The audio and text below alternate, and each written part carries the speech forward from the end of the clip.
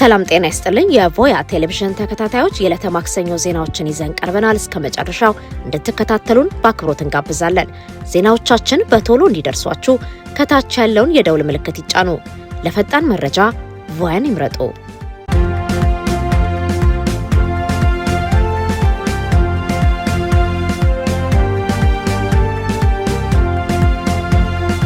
በቆቦ አዋሳኝ ድንበሮችና በኢሊባቡር የተቀሰቀሱት የትጥቅ ግጭቶች የቀጠናዊ ጸጥታ ስጋትና የትጥቅ መፍታት ውጥረቱን ዳግሞ ወደ አሳሳቢ ምዕራፍ አሸጋግረውታል።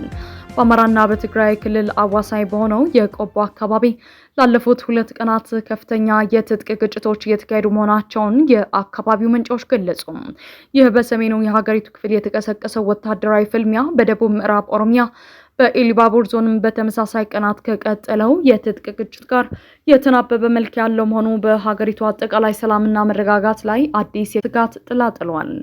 በቆቦ አካባቢ የተከፈተውን ጥቃት የሰነዘሩት ታጣቂዎች እነማን እንደሆኑ በይፋ የተሰጠ ማረጋገጫ ባይኖሩም በአካባቢ የሚገኙ ወገኖች ግን ጥቃቱን የሰነዘሩት የትግራይ መከላከያ ኃይል ወይም ቲዲኤፍ ታጣቂዎች መሆናቸውን በጽኑ እየገለጹ ይገኛሉ። ይህ የቆቦ ግጭት በድንገት የተከሰተ ሳይሆን ከሰሞኑ የትግራይ ኮሚኒኬሽንና የጸጥታ መዋቅር ቃል አቀባይ የሆኑት ኮሎኔል ገብረ ጻዲቅ ከሰጡት ጠንካራና ተዋጊ መልእክት ጋር በቀጥታ የተያያዘ መሆኑን ተንታኞች ያነሳሉ። ኮሎኔል ገብረ ጻዲቅ በቅርቡ በሰጡት ቃለ ምልልስ በትግራይና በፌዴራል መንግስቱ መካከል ያለውን የትጥቅ መፍታት ሂደት በሚያደናቅፍ መልኩ መሬት ላይ ያለውን ሰብአዊ ቀውስ በማንሳት እንዲህ ብለው ነበር። በየቀኑ የሚገደል በከበባ የሚራብ ደሞዝ የሚከለከልና ነዳጅ የሚከለከል ህዝብ ይዘን ትጥቅ ፍቱ ቢለውን እሺ አንልም፣ ፈጽሞ የሚሆንም አይደለም። አሁንም ቢሆን ልብ አድርገው ጥያቄዎቻችንን ቢመልሱ ይሻላቸዋል። ከዚህ በዘለለ መሬታቸውን አንመልስም፣ ተፈናቃዮችን አንመልስም፣ በረሃብ ሙቱ፣ እናጠፋቸዋለን ወዘተ የሚሉ ከሆነ ግን ራሳችንን ለመከላከል እንገደዳለን። አሁን ግን ውጤቱ እንደ 2013 ላይሆን ይችላል።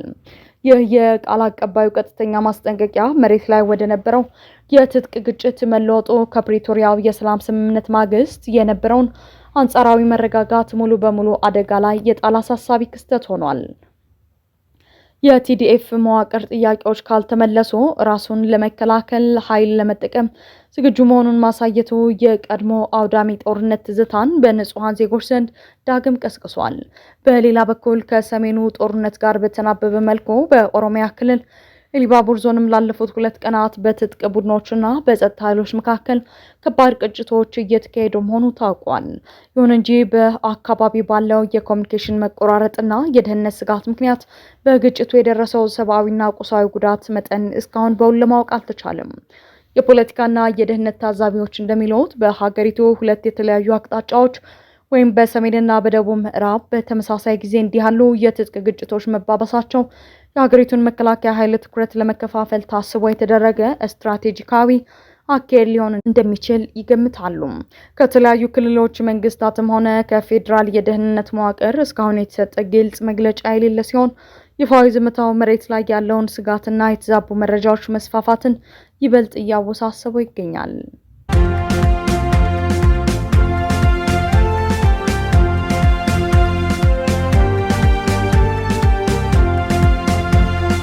ቲክቶክ ከኢትዮጵያ 1,820,961 ቪዲዮዎችን ማጥፋቱን ገለጸ።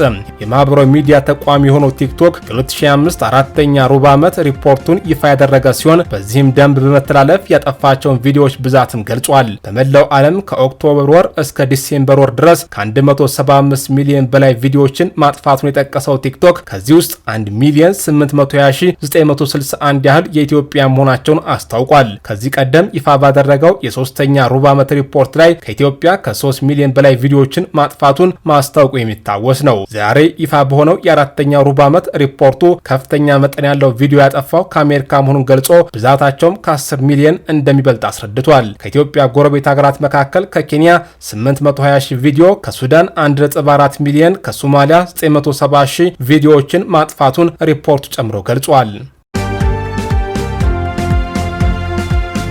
አውሮፓ ህብረት በኢትዮጵያ ላይ ጥሎት የነበረውን ጥብቅ የቪዛ ማዕቀብ አነሳም። የኢትዮጵያውያን የቪዛ አሰጣጥ ሂደት ወደ ቀድሞው መደበኛ አሰራር ሊመለስ ነው።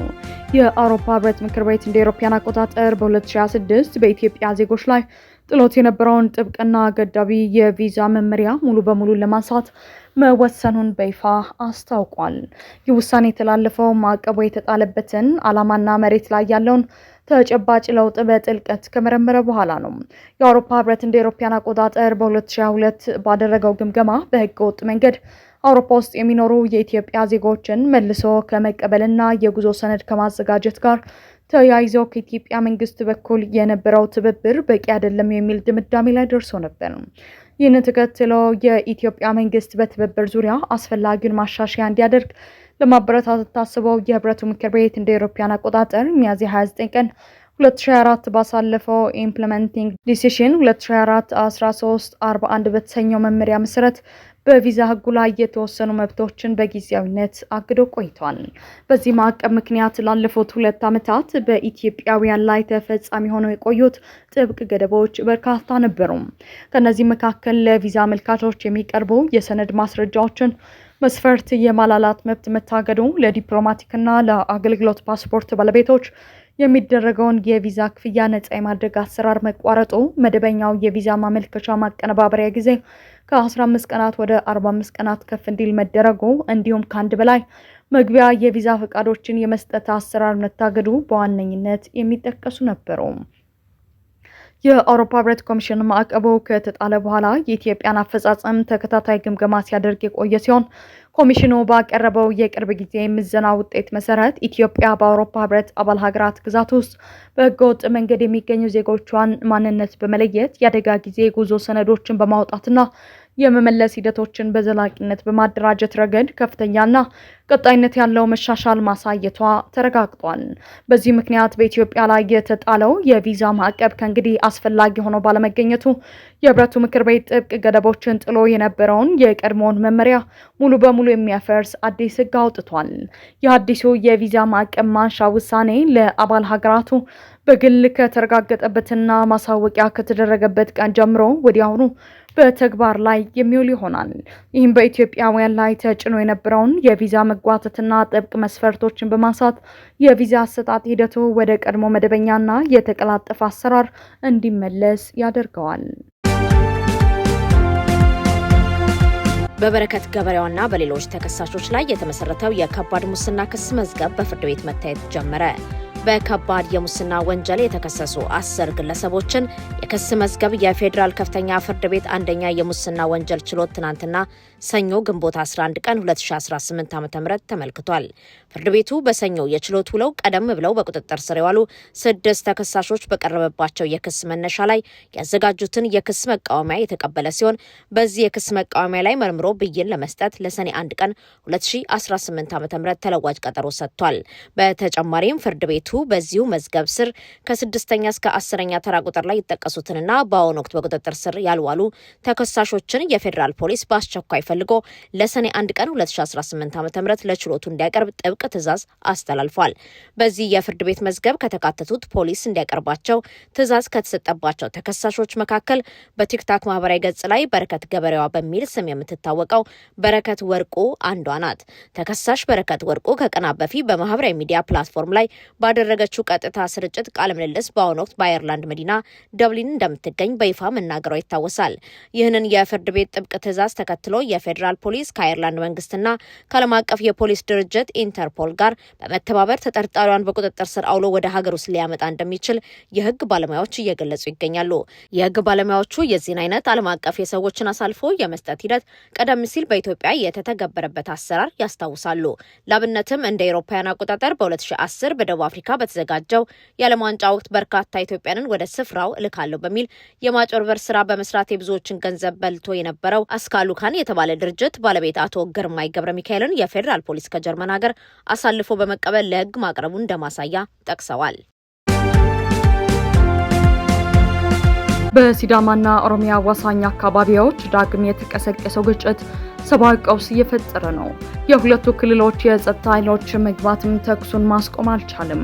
በሲዳማና በኦሮሚያ ክልል አዋሳኝ ድንበሮች ላይ ትላንት ጠዋት በተነሳ ድንገተኛ ግጭት የሰው ሕይወት ማለፉንና በአካባቢው ላይ ከፍተኛ ስጋት መንገሱን የደረሱን ወቅታዊ የዓይን እማኞች መረጃዎች አመላከቱም። ግጭቱ የተከሰተው በምስራቃዊ ሲዳማ ዞን ጭሬ ወረዳ ጉቦሄማ ቀበሌ በሚገኝ የገበያ ቦታ ላይ በሁለት ወገኖች መካከል ሲሆን በአካባቢው የተፈጠረውን አስፈሪ ሁኔታ ተከትሎ ቁጥራቸው በውል ያልታወቁ በርካታ ነዋሪዎች ከቀያቸው ተፈናቅለው ወደ ተለያዩ አስተማማኝ ስፍራዎች በመሰደድ ላይ ይገኛሉ። ከተባባሰው የጸጥታ ችግር አንጻር እስከ ዛሬ ረፋድ ድረስ ግጭቱ ሊቆም ያልቻለ ሲሆን በአሁኑ ሰዓትም ጭምር በአካባቢው የጦር መሳሪያ ተኩስ ድምጽ እየተሰማ መሆኑ የአካባቢውን ነዋሪዎችና አዋሳኝ ማህበረሰቦችን በእጅጉ አሳስበዋል። ሁኔታውን ለማረጋጋት የሁለቱም ክልሎች የጸጥታ ኃይሎች በተናጠል ወደ ስፍራው መግባታቸው እየተረጋገጠ ቢሆንም የጋራ ቅንጅት ባለመኖሩ ወይም በታጣቂዎች ግትርነት ሳቢያ እስካሁን ድረስ ግጭቱን ሙሉ በሙሉ ማስቆምም ሆነ አካባቢውን ማረጋጋት አለመቻሉ አሳሳቢነቱን ወደ ላቀ ደረጃ አሽቆልቁሎታል። የዚህ አጥፊ ግጭት መነሻ ምክንያት እስካሁን በውል ታውቆ ይፋ ባይደረግም የታሪክና የፖለቲካ ተንታኞች ግን በአካባቢው ቀደም ሲል በውሃ በግጦሽ መሬት ይዞታ እንዲሁም በግለሰቦች መካከል የሚቀሰቀሱ ጥቃቅን አለመግባባቶች በአግባቡ ባለመፈታታቸው ምክንያት ወደ ሁለቱም ወገኖች ማህበረሰብ ዘንድ በቀላሉ የመስፋፋትና የመለጠጥ ልምድ እንደነበራቸው ያነሳሉ። የአይነቱ መዋቅራዊ ችግር በወቅቱ በባህላዊና በህጋዊ መንገድ አለመቋጨቱ አሁን ላለው የንጹሃን ዜጎች ህይወት መጥፋትና መፈናቀል እንደ ዋነኛ መደበቂያ ምክንያት ሆኖ መቅረቡን ይተቻሉ። የጉዳዩን አሳሳቢነት ይበልጥ ያከረረው ደግሞ ከሁለቱም ክልሎች መንግስታት ወገን እስካሁን ድረስ የተሰጠ ምንም አይነት ይፋዊ መግለጫም ሆነ ማብራሪያ አለመኖሩ ነው። ይሁን እንጂ የሁለቱም ወገን ነዋሪዎች መሰረታዊ ፍላጎትና የሰላም ጥሪ ተመሳሳይ ሲሆኑ ሁለቱም ክልሎች የድንበር ደህንነትን በጋራ ከመጠበቅና ህዝባዊ ትስስሩን ከማጠናከር ይልቅ በዝምታ መቆየታቸው ችግሩን መሬት ላይ ካለው እውነታ በላይ እያወሳሰበው መሆኑን ታዛቢዎች ሚዛናዊ በሆነ መልኩ ያስረዳሉ።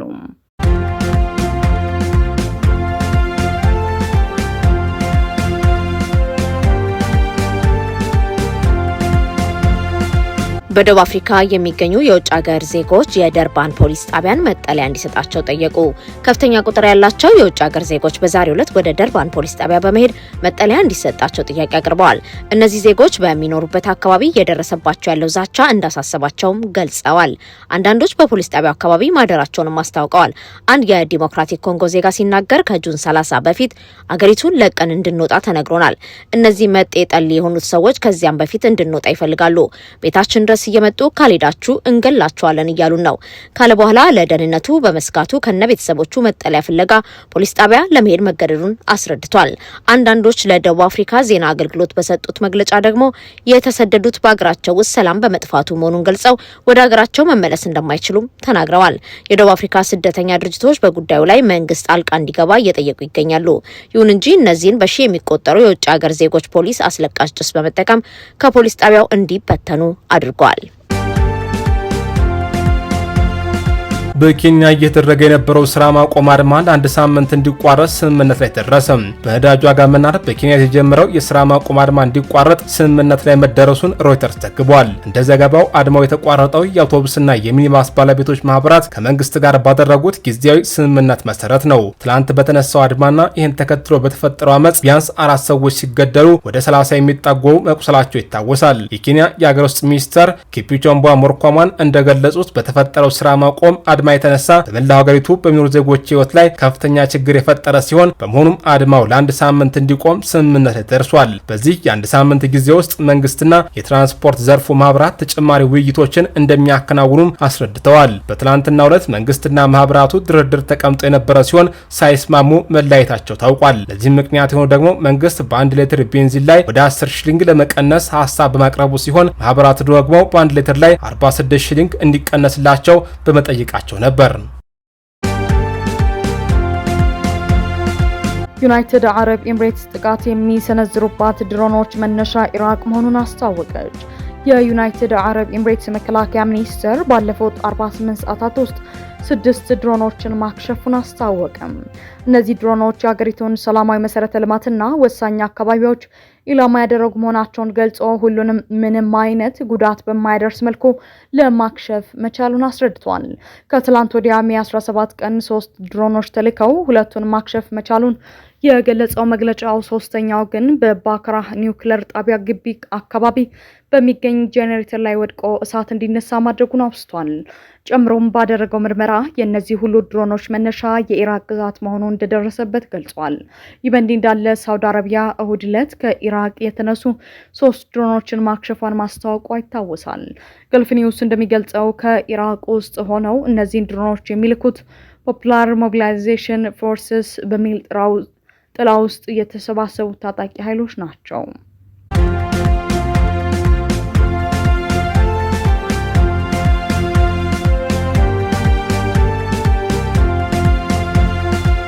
የውቢቱ ባህር ዳር ከተማ የአየር ትራንስፖርት መተላለፊያ የሆነው የደጃዝማች በላይ ዘለቀ ኢንተርናሽናል አውሮፕላን ማረፊያ አዲስ የተገነባውን ዘመናዊ ተርሚናል በቅርቡ ስራ ሊያስጀምር መሆኑ ተሰማ።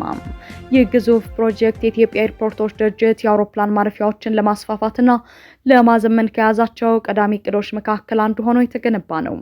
ከ40 ሚሊዮን የአሜሪካ ዶላር በላይ ወጪ የተደረገበትን ይህንን ተርሚናል ሲኖ ሃይድሮ ኮርፖሬሽን የተሰኘው ታዋቂ የቻይና ተቋራጭ ድርጅት የገነባው ሲሆን ግንባታው እጅግ ዘመናዊና ዓለም አቀፍ ደረጃውን የጠበቀ ሆኖ መጠናቀቁን ተገልጿል። የባህር ዳር አውሮፕላን ማረፊያ ከ5 ዓመታት በፊት በነበረው የሰሜኑ ጦርነት ወቅት በህወሓት ታጣቂዎች በተተኮሱ ሮኬቶች ሳቢያ ከተርሚናሉ አንዱ ክፍል ላይ ጉዳት ደርሶበት እንደነበር ይታወሳል። በአሁኑ ወቅት ግን ያጋጠሙትን ጉዳቶች ሙሉ በሙሉ በማደስና ይበልጥ በማስፋፋት ዓለም አቀፍ መመዘኛዎችን ባሟላ መልኩ በከፍተኛ ደረጃ ተገንብቶ ለአገልግሎት ዝግጁ ሆኗል። የአዲስ ተርሚናል ስራ መጀመሩ በቅርቡ በጣናና አካባቢው ተመርቀው ለአገልግሎት ክፍት የሆኑትን አዳዲስ የቱሪስት መዳረሻዎች ለመጎብኘት የሚመጡ መንገደኞችን ለማስተናገድ ትልቅ አቅም ይፈጥራል።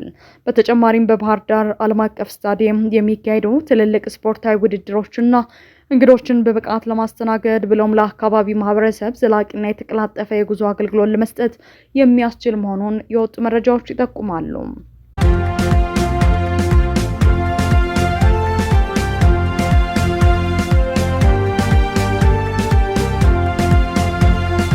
የሩሲያ መከላከያ ኃይል በአይነቱ ትልቅ የሚባል የኒውክሌር ጦር መሳሪያ ልምምድ ዛሬ መጀመሩን አስታውቋል። ለ3 ቀናት በሚቆየው በዚህ ልምምድ ላይ ከ64000 በላይ ወታደሮችና ከ7800 በላይ የጦር መሳሪያዎች፣ ወታደራዊ ቁሳቁሶችና ተሽከርካሪዎች እንደሚሳተፉ ተገልጿል።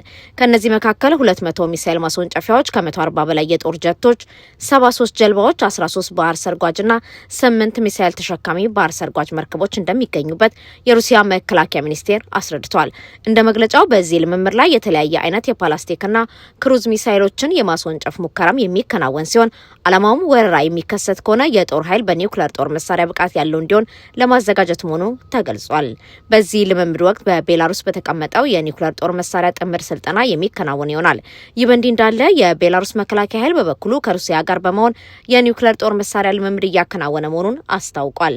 ይህ ልምምድ የተጀመረው የሩሲያው ፕሬዝዳንት ቭላዲሚር ፑቲን በቻይና ጉብኝት በሚያደርጉበት ወቅት ነው።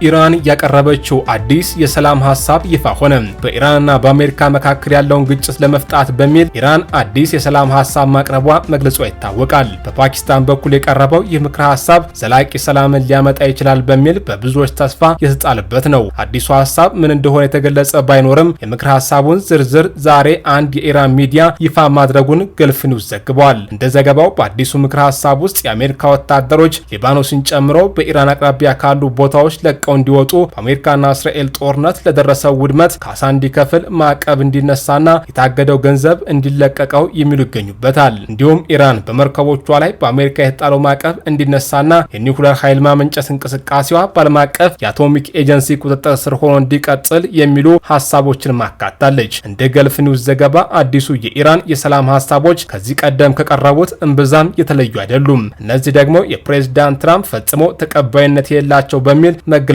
ይታወሳል። ይሁን እንጂ ፕሬዝዳንት ትራምፕ አዲሱን የኢራን ሀሳብ ከተቀበሉ በኋላ ያደርጉት የነበረውን ወታደራዊ እርምጃ ማቆማቸውን ገልጸዋል። ይህ በእንዲህ እንዳለ አንድ የፓኪስታን ከፍተኛ ባለስልጣን በበኩላቸው ሁለቱም አካላት ካለፈው አቋማቸው መለሳለስ እየታየባቸው ነው ሲሉ ለዜና አውታሩ ተናግረዋል።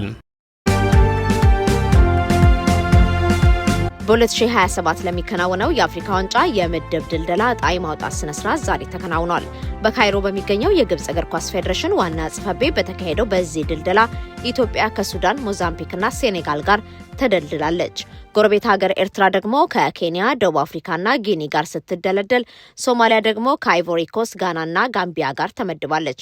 በዚህ ማጣሪያ 48 ሀገራት በ12 ምድብ የተደለደሉ ሲሆን የሚያልፉት ከየምድቡ ከ1 እስከ 2 የወጡ ናቸው። የ2027 የአፍሪካ ዋንጫ በኡጋንዳ፣ ኬንያና ታንዛኒያ የጋራ አዘጋጅነት የሚከናወን መሆኑ ይታወቃል። የማጣሪያ ውድድሮቹ ከመጪው መስከረም ወር አንስቶ እንደሚካሄዱም ተገልጿል። በሱዳን ሬስቶራንት ላይ በተፈጸመ የድሮን ጥቃት 28 ሰዎች መገደላቸው ተገለጸ። በሱዳን ምዕራባዊ ኮርዳፋን ውስጥ በሚገኝ ሬስቶራንት ዛሬ በተፈጸመ የድሮን ጥቃት ቢያንስ 28 ሰዎች መገደላቸውን ኤኤፍቢ ዘገበ። እንደ ዘገባው ይህ ጥቃት የተፈጸመው በመሐመድ ዳጋሎ የሚመራው ፈጥኖ ደራሽ ኃይል በተቆጣጠረው ጉባኤሽ በተሰኘ ከተማ ሲሆን ከሞቱት በተጨማሪ 23 ሰዎች ደግሞ ቆስለዋል። አንድ የአይን ምስክር ለዜና አውታር ሲናገሩ በከተማው በሚገኝና በርካታ ሕዝብ በነበረበት አንድ ሬስቶራንት ላይ ይህ ጥቃት ሊፈጸም የቻለው በአካባቢው የፈጥኖ ደራሽ ኃይሉ ወታደራዊ ተሽከርካሪ በመቆሙ መሆኑን ገልጸዋል። ድሮኑ መጀመሪያ ይህንን መኪና እንደመታውና በውስጡ የነበሩ 3 ወታደሮች መገደላቸውን የገለጹት እማኙ በመቀጠል ሌላ ድሮን በሬስቶራንቱ ላይ ጥቃት ማድረሱን አስታውቀዋል። የቆሰሉት ሰዎች በሆስፒታል ሕክምና በመከታተል ላይ መሆናቸውን ዘገባው አስረድቷል።